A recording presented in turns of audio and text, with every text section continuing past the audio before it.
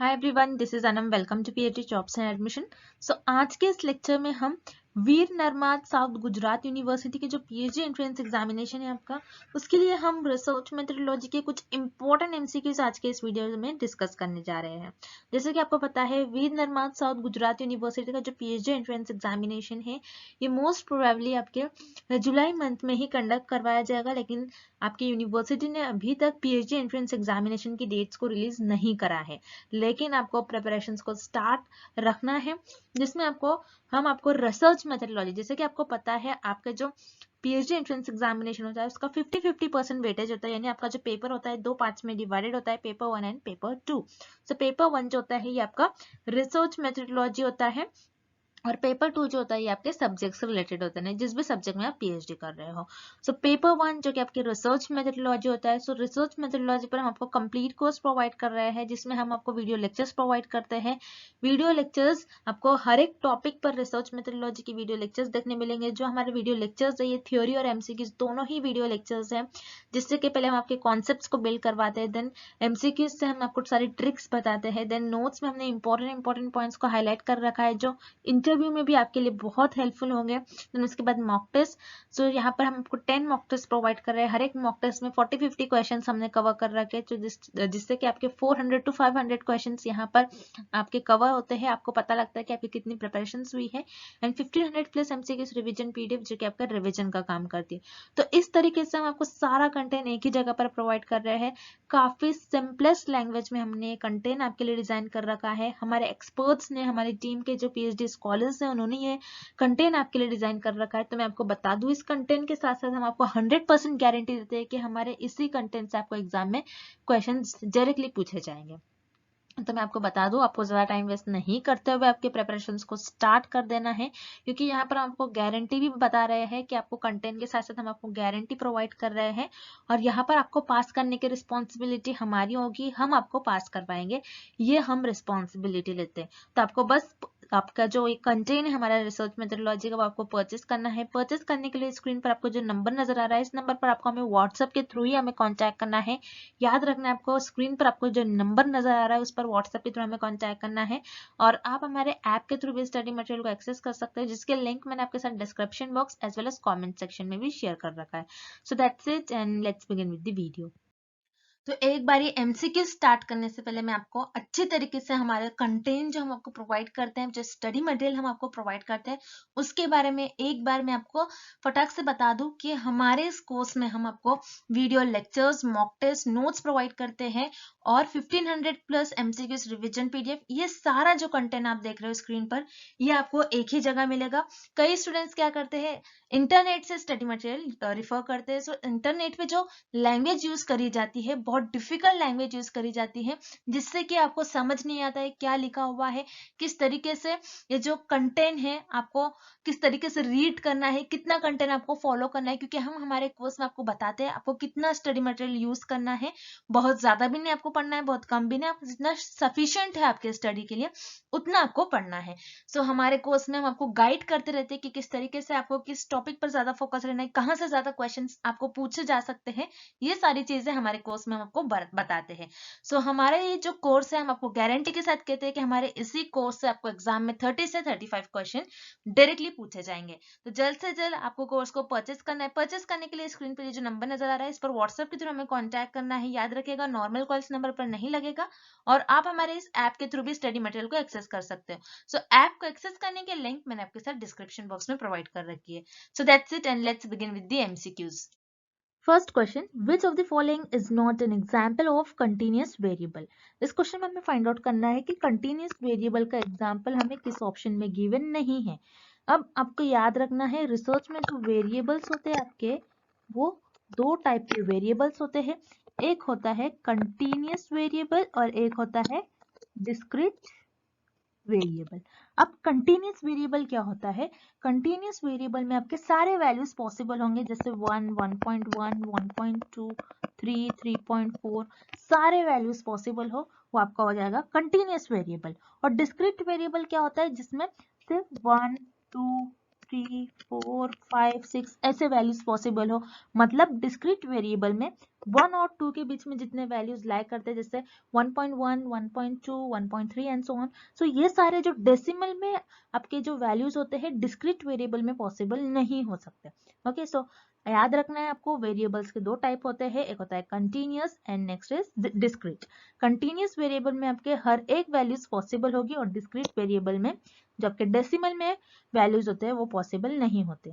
अब इस क्वेश्चन में हमें पूछ रहा है कि कंटिन्यूअस वेरिएबल का एग्जांपल हमें किस ऑप्शन में गिवन नहीं है।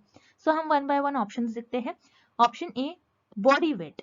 बॉडी वेट क्या हो सकता है, जैसे किसी का 30.5 हो गया, किसी का 70.1 हो गया, किसी का 60.2 हो गया।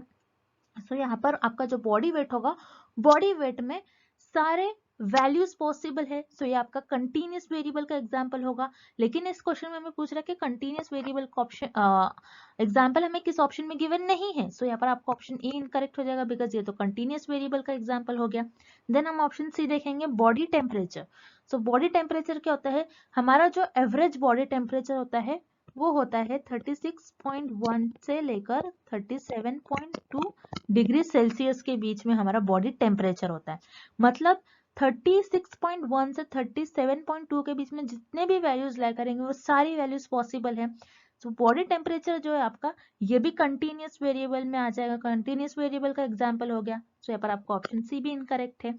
Then option D HB level. HB level क्या होता है, हीमोग्लोबिन लेवल, कि आपके बॉडी में कितना ब्लड है। अब एचबी लेवल कैसा हो सकता है, जैसे किसी का 10.2 होगा, किसी का 9.1 होगा, किसी का 11.2 होगा। सो यहाँ पर एचबी लेवल में भी हर एक आपके वैल्यूज पॉसिबल है। सो ये भी कंटिन्यूअस वेरिएबल का एग्जांपल हो गया। सो यहाँ पर आपका ऑप्शन डी भी इनकरेक्ट है। Then option B blood group. So blood group जो होता है आपके, ब्लड ग्रुप में आपने कभी नहीं देखा होगा कि वैल्यूज आती है। ब्लड ग्रुप किसी का ए पॉजिटिव होता है, किसी का ए बी पॉजिटिव, किसी का ओ पॉजिटिव, किसी का ओ नेगेटिव। तो यहाँ पर आप देख रहे हो ब्लड ग्रुप में वैल्यूज पॉसिबल नहीं होती है। दैट्स व्हाई आपका करेक्ट ऑप्शन हो जाएगा ऑप्शन बी ब्लड ग्रुप। क्योंकि ब्लड ग्रुप जो होता है, ब्लड ग्रुप में आप देखते हो कि कोई वैल्यूज नहीं पॉसिबल होगी। ओके, डेसिमल में कोई वैल्यूज नहीं पॉसिबल होती है। सो ब्लड ग्रुप जो है आपका यहाँ पर करेक्ट हो जाएगा answer. So blood group is the right answer. Next, in a two-tailed test for the population mean, if the null hypothesis is rejected when the alternative is true, then इस question में हमें find out करना है कि आपने एक test perform किया, जो कि टू टेल टेस्ट परफॉर्म किया एक पॉपुलेशन के मीन से। अगर आपने उस केस में नल हाइपोथेसिस को रिजेक्ट कर लिया, कब, जब आपकी जो अल्टरनेटिव हाइपोथेसिस थी वो ट्रू थी। अगर आपकी अल्टरनेटिव हाइपोथेसिस ट्रू थी और आपने उसको रिजेक्ट कर लिया, सो इस केस में आपने कैसे डिसीजन लिया, कि आपने टाइप 1 एरर कर दिया, टाइप 2 एरर कर दिया, या फिर आपका जो डिसीजन था वो करेक्ट था, हमें ये फाइंड आउट करना है। सो रिमेंबर, जैसे कि मैंने आपको पहले भी बताया है कि आपके जो नल हाइपोथेसिस है वो ट्रू होती है और आप उसको एक्सेप्ट कर लेते हो, देन आपका वो जो डिसीजन हो जाएगा ये करेक्ट डिसीजन हो जाएगा। अगर आपकी जो नल हाइपोथेसिस है वो ट्रू है फिर भी आप उसको रिजेक्ट कर ले रहे हो, सो ये आपका हो जाएगा टाइप 1 एरर। अगर आपकी जो नल हाइपोथेसिस है वो फॉल्स है फिर भी आप उसको एक्सेप्ट कर ले रहे हो, सो ये हो जाएगा आपका टाइप 2 एरर। अगर आपकी जो नल हाइपोथेसिस है वो फॉल्स है और उसको आप रिजेक्ट कर ले रहे हो, सो आपका जो डिसीजन है वो करेक्ट डिसीजन हो जाएगा। तो ये हो गया आपका नल हाइपोथेसिस से रिलेटेड। बस इन्होंने सेम क्वेश्चन पूछा है आपको और थोड़ा ट्रिकी पूछा है, थोड़ा घुमा फिरा कर पूछा है आपको कंफ्यूज करने के लिए, लेकिन बहुत इजी और बहुत सिंपल क्वेश्चन है। ये क्वेश्चन में पूछ रहा है कि आपकी जो नल हाइपोथेसिस है आपने उसको रिजेक्ट कर लिया। नल हाइपोथेसिस को आपने रिजेक्ट कर लिया कब, जब आपकी अल्टरनेटिव ट्रू है। आपकी अल्टरनेटिव हाइपोथेसिस ट्रू है और आपने नल हाइपोथेसिस को रिजेक्ट कर लिया, मतलब आपके नल अल्टरनेटिव हाइपोथेसिस तो ट्रू है, आपने अगर नल हाइपोथेसिस को रिजेक्ट कर लिया और आपकी हाइपोथेसिस अगर अल्टरनेटिव हाइपोथेसिस ट्रू है तो आप इसी को एक्सेप्ट कर लोगे ना। और आपके जो नल हाइपोथेसिस रिजेक्ट है, मतलब अगर आपके अल्टरनेटिव ट्रू है और आपने नल को रिजेक्ट कर लिया तो ऑब्वियसली आप क्या करोगे, आपके अल्टरनेटिव को एक्सेप्ट कर लोगे। सो इस केस में आपने जो डिसीजन लिया वो क्या लिया, करेक्ट डिसीजन लिया, बिकॉज यहाँ पर हमें ये क्वेश्चन में ही बड़ा हिंट गिवन है कि अल्टरनेटिव इज ट्रू। आपने नल को रिजेक्ट कर लिया तो ऑटोमेटिकली आप अल्टरनेटिव को एक्सेप्ट कर लेते हो, और इस केस में अल्टरनेटिव ट्रू है, जो चीज ट्रू है आपने उसको एक्सेप्ट कर लिया, तो आपका डिसीजन क्या होता है, करेक्ट डिसीजन होता है। दैट्स व्हाई यहाँ पर आप जो डिसीजन लोगे इस केस में वो आप करेक्ट डिसीजन लोगे। तो यहाँ पर आपका करेक्ट ऑप्शन हो जाएगा option C, a correct decision is made. Next, which of the following is the qualitative variable. इस क्वेश्चन में हमें फाइंड आउट करना है कि क्वालिटेटिव वेरिएबल का एग्जांपल हमें किस ऑप्शन में गिवन है। अब रिसर्च में दो टाइप के वेरिएबल्स होते हैं, एक होता है क्वालिटेटिव वेरिएबल एंड सेकेंड होगा आपका क्वांटिटेटिव वेरिएबल। सेकेंड होगा आपका क्वांटिटेटिव वेरिएबल। अब क्वालिटेटिव वेरिएबल क्या होता है, जिसमें नेम में ही मीनिंग है, जो किसी चीज के क्वालिटी को बताता है, जो किसी चीज के फीचर्स को, कैरेक्टरिस्टिक्स को बताता है। सो क्वालिटेटिव वेरिएबल्स में जो भी आपके पास डेटा होगा वो उस डेटा की कैरेक्टरिस्टिक्स बताएगा, कोई भी थिंग्स की फीचर्स बताएगा। और क्वांटिटेटिव वेरिएबल्स क्या होते हैं, क्वांटिटेटिव वेरिएबल्स में जो भी आपके पास डेटा होगा वो सिर्फ और सिर्फ नंबर्स को रिप्रेजेंट करता है। दो टाइप के वेरिएबल्स होते हैं, आपको याद रखना है, qualitative variables and quantitative variables. Qualitative variables में आपके पास जो भी डेटा होगा वो उस डेटा की क्वालिटी को बताएगा एंड क्वांटिटेटिव वेरिएबल में जो भी आपके पास डेटा होगा वो नंबर्स के फॉर्म में होगा। अब इस क्वेश्चन में पूछ रहा है हमें क्वालिटेटिव वेरिएबल का एग्जांपल हमें किस ऑप्शन में गिवन है। सो हम वन बाय वन ऑप्शन देखते हैं। Option B, number of people preferring to eat at McDonald's. कितने नंबर ऑफ पीपल प्रीफर करते हैं मैकडोनल्ड्स में खाना खाने के लिए, कुछ ईट करने के लिए। सो यहाँ पर नंबर ऑफ पीपल, आपके पास कितने नंबर ऑफ पीपल होते हैं, मान लीजिए 70% जो पीपल है वो प्रीफर करते हैं मैकडोनल्ड्स में कुछ खाने के लिए। सो यहाँ पर आपके पास जो डेटा है वो नंबर्स के फॉर्म में है। सो ये क्वालिटेटिव वेरिएबल का एग्जांपल नहीं होगा बल्कि ये क्वांटिटेटिव वेरिएबल का एग्जांपल होगा। सो यहाँ पर आपका ऑप्शन बी इनकरेक्ट हो गया। Then option C, practical marks for biochemistry course. Biochemistry एक कोर्स है, उसमें आपको जो प्रैक्टिकल मार्क्स मिले हैं, मान लीजिए 100 मार्क्स से आउट ऑफ 100 आपको 70 मिले हैं। सो यहाँ पर जो भी आपके पास डेटा है वो क्या है, नंबर्स के फॉर्म में हो रहा है। अगेन ये आपका क्वांटिटेटिव वेरिएबल का एग्जांपल होगा, नॉट क्वालिटेटिव। सो यहाँ पर आपका ऑप्शन सी इनकरेक्ट हो जाएगा। Then option D, number of children suffering from anaemia. So यहाँ पर कितने नंबर ऑफ चिल्ड्रन, मान लीजिए 60 नंबर ऑफ चिल्ड्रन, 60 चिल्ड्रन ऐसे हैं जो एनीमिया से सफर कर रहे हैं, उनको एनीमिया डिसीज हुई है। सो यहाँ पर अगेन आपके पास जो डेटा है ये नंबर्स के फॉर्म में है, यहाँ पर नंबर लिखा है ऑलरेडी। सो ये आपका क्वांटिटेटिव वेरिएबल हो गया। सो यहाँ पर आपका ऑप्शन डी भी इनकरेक्ट हो जाएगा।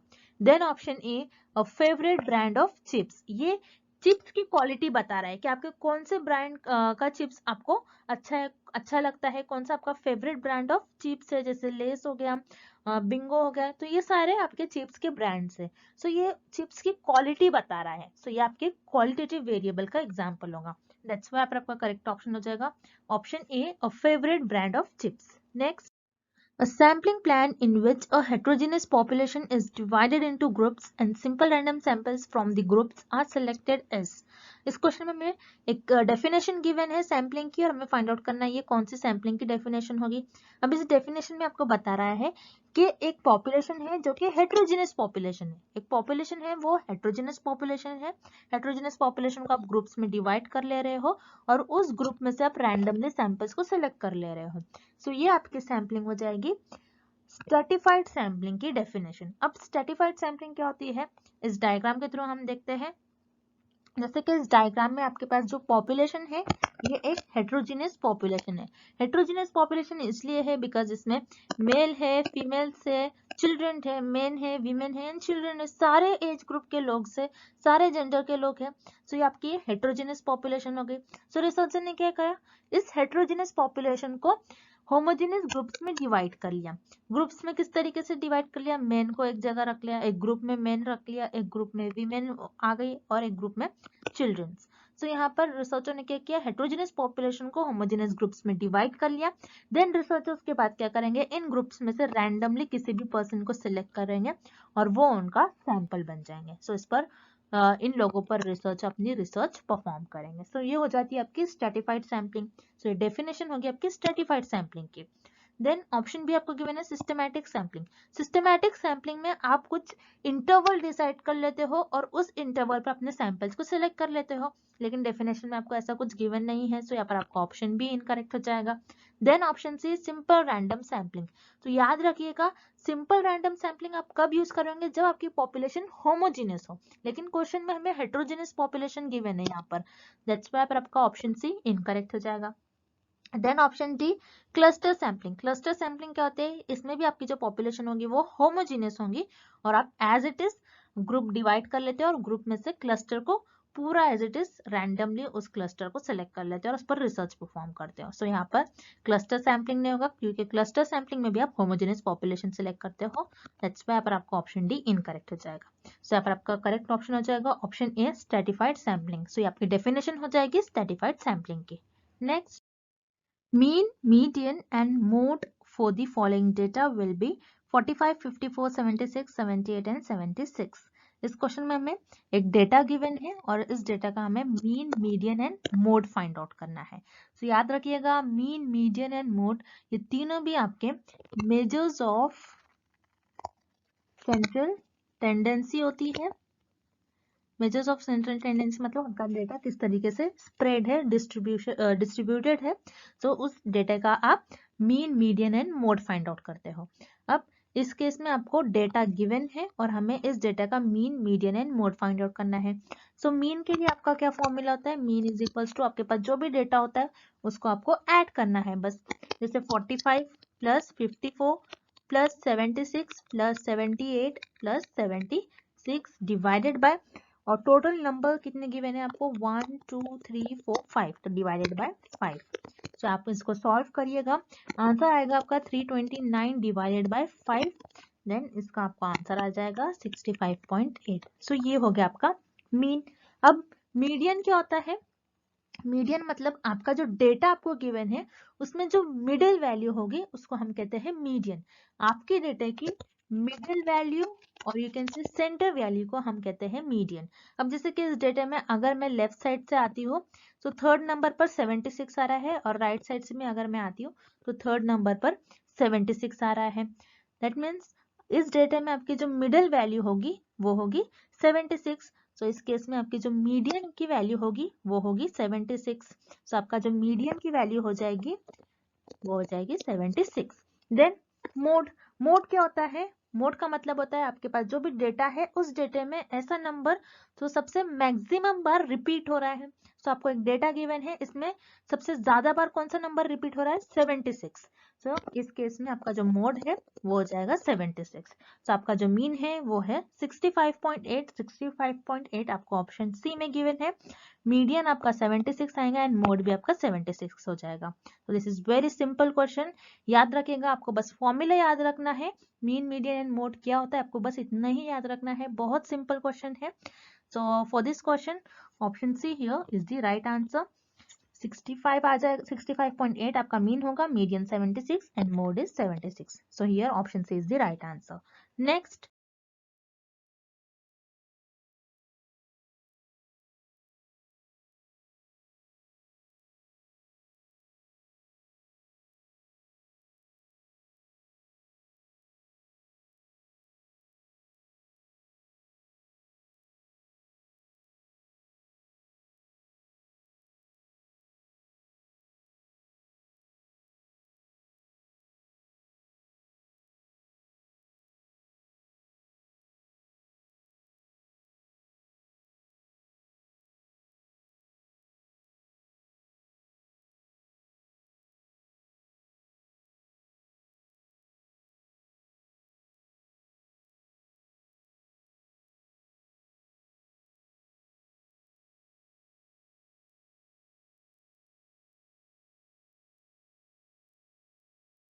if the variance of a sample is 64, the standard deviation will be। इस क्वेश्चन में हमें सैंपल का वेरिएंस गिवन है जो कि है 64 और हमें स्टैंडर्ड डिविएशन फाइंड आउट करना है। अब स्टैंडर्ड डिविएशन क्या होता है, मान लीजिए आपके पास कुछ डेटा है और वो डेटा कुछ इस तरीके से स्प्रेड आउट है। अब इस डेटा में मैं यहाँ पर स्टैंडर्ड डिविएशन इस केस में हो जाएगा माइनस सिग्मा, स्टैंडर्ड डिविएशन को सिग्मा से डिनोट करते हैं और ये हो जाएगा आपका प्लस सिग्मा। अब स्टैंडर्ड डिविएशन आपको बताता है कि आपका जो डेटा डिस्ट्रीब्यूटेड है वो मीन से, ये आपका मीन हो जाएगा, मीन से कितने दूर है ये बताता है आपको स्टैंडर्ड डिविएशन। और स्टैंडर्ड डिविएशन का आपका फॉर्मूला हो जाता है स्टैंडर्ड डिविएशन जिसको हम सिग्मा से डिनोट करते हैं। इसका फॉर्मूला होता है under root of variance. Very simple, variance की वैल्यू हमें गिवन है which is 64, under root of 64 का हो जाता है आंसर 8। सो स्टैंडर्ड डिविएशन आपका इस केस में हो जाएगा 8। सो यहाँ पर आपका करेक्ट ऑप्शन हो जाएगा ऑप्शन डी 8।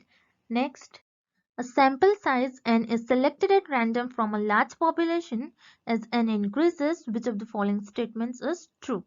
हमें इस क्वेश्चन में गिवन है कि सैंपल का साइज है जो कि n है, एक लार्ज पॉपुलेशन से सैंपल को सिलेक्ट कर लिया। अब इस केस में हमें ये गिवन है कि आपका जो सैंपल का साइज है जो n है उसको इंक्रीज कर लिया। सो उस केस में कौन से स्टेटमेंट आपके ट्रू होंगे, हमें ये फाइंड आउट करना है कौन सा ऑप्शन करेक्ट होगा। अब मान लीजिए यहाँ पर फॉर एग्जांपल आपकी जो पॉपुलेशन है वो टोटल 100 पॉपुलेशन है।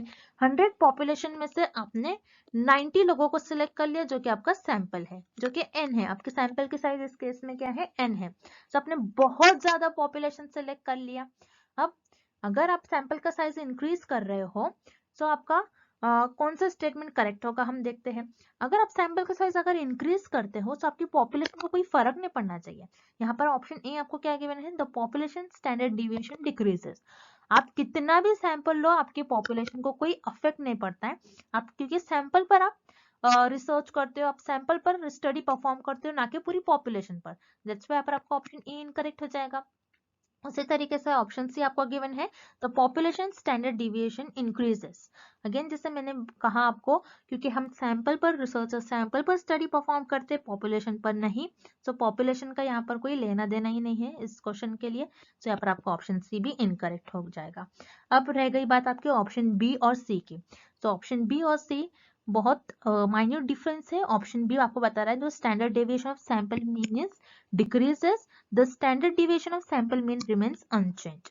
यहाँ पर बता रहा है कि अगर जितना ज्यादा पॉपुलेशन लोगे उतना ज्यादा आपका जो सैंपल का मीन है वो डिक्रीज होगा। मतलब जैसे अगर आपने ज्यादा पॉपुलेशन ले लिया, सॉरी ज्यादा सैंपल लिया पॉपुलेशन में से, और आपका जो रिजल्ट आ रहा है सेम पॉपुलेशन की तरह आएगा, मतलब आपका रिजल्ट कुछ इस तरीके से आएगा आपका डेटा, मतलब यहाँ पर एरर बहुत कम आएगा आपको, क्योंकि आपका जो सैंपल का साइज है बहुत ज्यादा है। जितना ज्यादा आपका सैंपल का साइज होगा उतना ज्यादा आपका एरर होगा, सॉरी उतना कम आपका एरर होगा। और उतना कम एरर होता है तो आपका मीन का डिफरेंस भी, आपका जो मीन का डिफरेंस होगा मतलब पॉपुलेशन का जो मीन होगा और जो सैंपल का मीन होगा, इनमें बहुत कम डिफरेंस होगा, ज्यादा एरर नहीं होंगे।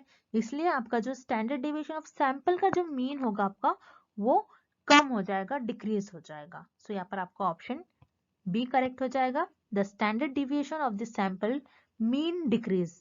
ओके, क्योंकि अनचेंज नहीं होगा, क्योंकि हम सैंपल पर स्टडी करते हैं तो ऑब्वियसली अगर सैंपल पर आप स्टडी कर रहे हो तो कुछ ना कुछ आपको चेंजेस तो दिखेगा है ना। अगर आप सैंपल पर स्टडी कर रहे हो तो आपको सैंपल पर चेंजेस कैसे नहीं दिखेंगे। तो यहाँ पर ऑब्वियसली आपका ऑप्शन डी भी इनकरेक्ट हो जाएगा।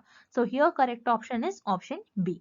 Next, the purpose of hypothesis testing is to. इस क्वेश्चन में हमें फाइंड आउट करना है कि हाइपोथेसिस टेस्टिंग का पर्पस क्या होता है। अब हाइपोथेसिस टेस्टिंग हम क्यों करते हैं, ये देखने के लिए जो हमारी नल हाइपोथेसिस है उसको हम एक्सेप्ट कर लेते हैं और रिजेक्ट कर लेते हैं। दो ही वेज होते हैं। अगर हम हाइपोथेसिस को टेस्ट करते हैं तो हम नल हाइपोथेसिस को या तो एक्सेप्ट कर लेते हैं या फिर रिजेक्ट कर लेते हैं। ये दो ही चीज करते हैं जब भी हम हाइपोथेसिस को टेस्ट करते हैं। तो अब इस क्वेश्चन में हमें कुछ ऑप्शंस गिवन है, उसके थ्रू हम देखते हैं कि हाइपोथेसिस का पर्पस क्या होगा करेक्ट। अब ऑप्शन ए देखते हैं हम, test how far the mean of sample is from zero. हम हाइपोथेसिस टेस्ट इसलिए नहीं करते कि जो हमारा सैंपल का मीन है, सैंपल से हमको जो भी रिजल्ट्स मिल रहे हैं वो जीरो से कितना दूर है ये देखने के लिए हम हाइपोथेसिस को टेस्ट नहीं करते। सो यहाँ पर आपको ऑप्शन ए इनकरेक्ट हो जाएगा। देन ऑप्शन सी देखेंगे हम, determine the appropriate value of the significance level. हम सिग्निफिकेंस लेवल को डिटरमाइन करने के लिए भी हाइपोथेसिस को टेस्ट नहीं करते हैं। अब सिग्निफिकेंस लेवल क्या होता है, सिग्निफिकेंस लेवल वो होता है जब भी आप हाइपोथेसिस को टेस्ट करते हो तो आप आपके जो रिजल्ट है उसमें कुछ एरर अलाउ करते हो। अब मान लीजिए आपका जो सिग्निफिकेंस लेवल है वो आप 1% रखते हो और या फिर 5%, या तो आप 1% रखोगे या फिर 5%। अगर आपने आपका सिग्निफिकेंस लेवल 1% रखा है मतलब आप सिर्फ आपकी स्टडी में 1% एरर को अलाउ करोगे, मतलब आपके जो 99% जो भी रिजल्ट आएंगे वो सही होंगे। और सिग्निफिकेंस लेवल आपने अगर 5% रख दिया मतलब आप जो आपकी रिसर्च में एरर अलाउ करेंगे वो 5% अलाउ करेंगे, मतलब 95% आपके जो रिजल्ट आएंगे वो करेक्ट आएंगे। सो ये डिटरमाइन करने के लिए भी आप हाइपोथेसिस को टेस्ट नहीं करते हो। तो यहाँ पर आपको ऑप्शन सी इनकरेक्ट हो जाएगा। Then option D, determine the appropriate value of the null hypothesis. Null hypothesis के अप्रोप्रिएट वैल्यू को डिटरमाइन करने के लिए आप हाइपोथेसिस को टेस्ट नहीं करते, बल्कि ये देखते हो कि नल हाइपोथेसिस को हमको एक्सेप्ट करना है या फिर रिजेक्ट करना है। हम नल हाइपोथेसिस को किसी वैल्यू को डिटरमाइन नहीं करते, आपको याद रखना है, किसी वैल्यू को डिटरमाइन नहीं करेंगे नल हाइपोथेसिस की। हम बस ये देखते हैं कि नल हाइपोथेसिस को एक्सेप्ट करना है फिर रिजेक्ट करना है। सो यहाँ पर आपका ऑप्शन डी भी इनकरेक्ट हो जाएगा। Then option B, determine whether the statistical result is significant। मतलब अब मान लीजिए हाइपोथेसिस टेस्ट, हाइपोथेसिस क्या होता है? हाइपोथेसिस इज नथिंग बट एक टेंटेटिव स्टेटमेंट होता है जो रिसर्च अपने रिसर्च में अपने गेसेस पर ले डाउन करते हैं और उसको अपने रिसर्च में टेस्ट करते हैं। अब मान लीजिए एक हाइपोथेसिस है कि वाटर अगर इंक्रीज करते हैं तो प्लांट की ग्रोथ भी इंक्रीज होगी। ये मेरी एक हाइपोथेसिस है। अगर मैं प्लांट को वाटर ज्यादा दे रही हूँ तो प्लांट की ग्रोथ भी ज्यादा होगी। अब इससे जो रिजल्ट आ रहे हैं, इससे जो रिजल्ट आएंगे मतलब वो स्टैटिस्टिकली सिग्निफिकेंट है या नहीं, मैं ये चेक करने के लिए हाइपोथेसिस टेस्ट करते हैं हम। Statistically significance, okay. हम हाइपोथेसिस टेस्ट इसलिए करते हैं स्टैटिस्टिकली सिग्निफिकेंस है या फिर नहीं ये देखने के लिए। अब स्टैटिस्टिकली सिग्निफिकेंस का मतलब क्या हो रहा है? आपके जो रिजल्ट हो रहे हैं वो बाय चांस आ रहे हैं या फिर आपका जो इंडिपेंडेंट वेरिएबल है मतलब जो वाटर है, क्या वाटर की वजह से ही ग्रोथ हो रही है या फिर नहीं, आप ये देखते हो। ओके, अगर वाटर की वजह से ग्रोथ हो रही है तो आप क्या करोगे? जो आपकी नल हाइपोथेसिस है उसको रिजेक्ट कर लोगे। अगर वाटर की वजह से ग्रोथ नहीं हो रही है तो आपकी नल हाइपोथेसिस को आप एक्सेप्ट कर लोगे। सो ये हो जाती है आपकी हाइपोथेसिस टेस्टिंग का पर्पस। सो हाइपोथेसिस टेस्टिंग का पर्पस ये होता है कि determine whether a statistical result is significant. So यहाँ पर आपका ऑप्शन भी करेक्ट हो जाएगा। Next, the main purpose of working on a research problem is to. इस क्वेश्चन में हमें फाइंड आउट करना है कि रिसर्च प्रॉब्लम जो होती है आपकी उस पर हम वर्क करते हैं, तो उसका पर्पस क्या होता है? रिसर्च प्रॉब्लम पर हम वर्क क्यों करते हैं, उसका मेन पर्पस क्या होता है, हमें ये फाइंड आउट करना है। तो पहले हम ऑप्शन सी देखते हैं, एनालाइज डेटा। हम डेटा को एनालाइज करने के लिए रिसर्च प्रॉब्लम पर हम इसलिए वर्क नहीं करते कि किसी डेटा को एनालाइज करें। सो यहाँ पर ऑब्वियसली आपका ऑप्शन सी इनकरेक्ट हो जाएगा। देन रहेगा आपका option A and B. Option A, verify the problem. Yes, आप जब भी रिसर्च प्रॉब्लम पर वर्क करते हैं आप रिसर्च प्रॉब्लम को तो वेरीफाई तो करोगे कि वो रिसर्च प्रॉब्लम पर्टिकुलर है क्या, उसको डिफरेंट डिफरेंट वे से वेरीफाई करोगे। लेकिन जो रिसर्च प्रॉब्लम का पर्पस, मेन पर्पस ये नहीं होता कि प्रॉब्लम को वेरीफाई करें। सो यहाँ पर आपका ऑप्शन ए इनकरेक्ट हो जाएगा। Then option B, find out the best solution. तो आप रिसर्च प्रॉब्लम पर इसलिए वर्क करते हो ताकि आपको कुछ ना कुछ उसका बेस्ट सोल्यूशन निकल कर आए। वेरीफाइंग द प्रॉब्लम ये ऑप्शन हो सकता है, लेकिन हमें मेन पूछा है इस क्वेश्चन में, हमें मेन पर्पस पूछा है। सो मेन पर्पस होता है रिसर्च प्रॉब्लम का, आप रिसर्च प्रॉब्लम पर इसलिए वर्क करते हो ताकि आपको उस प्रॉब्लम का कुछ ना कुछ सोल्यूशन आपको मिल जाए। सो यहाँ पर आपका ऑप्शन बी करेक्ट हो जाएगा, find out the best solution. Next, A distribution formed by all possible values of a statistic is called। इस क्वेश्चन में हमें फाइंड आउट करना है स्टैटिस्टिक से मिलने वाले डिस्ट्रीब्यूशन को हम क्या कहते हैं। सो हमें पहले पता होना चाहिए स्टैटिस्टिक क्या होता है। स्टैटिस्टिक मतलब आपके जो सैंपल्स है, सैंपल से आपको जो भी डेटा मिल रहा है उसको हम कहते हैं स्टैटिस्टिक। ओके, जैसे फॉर एग्जाम्पल आपका सैंपल का मीन। ओके, अब जैसे मान लो मेरे पास एक पॉपुलेशन है, उसमें से ये जो रेड है ये मेरे सैंपल्स है।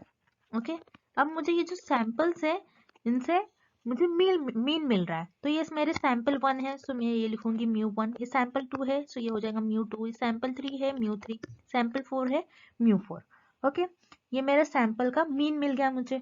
अब सैंपल का जो मीन है, जो इंफॉर्मेशन मिल रही है मुझे सैंपल से, मैं उसको कुछ इस तरीके से डिस्ट्रीब्यूट कर दूंगी।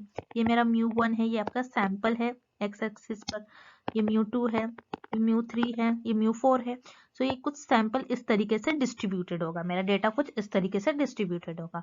ओके, सो मतलब स्टैटिस्टिक से मिलने वाले डिस्ट्रीब्यूशन को हम कहते हैं सैम्पलिंग डिस्ट्रीब्यूशन। ओके, स्टैटिस्टिक का मतलब ही होता है कि सैंपल से जो मिल रहा है हमको डेटा, उसे हम कहते हैं स्टैटिस्टिक, और स्टैटिस्टिक से मिलने वाले डिस्ट्रीब्यूशन को हम कहते हैं सैम्पलिंग डिस्ट्रीब्यूशन। दैट्स व्हाई आपका करेक्ट ऑप्शन हो जाएगा option D, sampling distribution. And thank you for watching this video, see you tomorrow.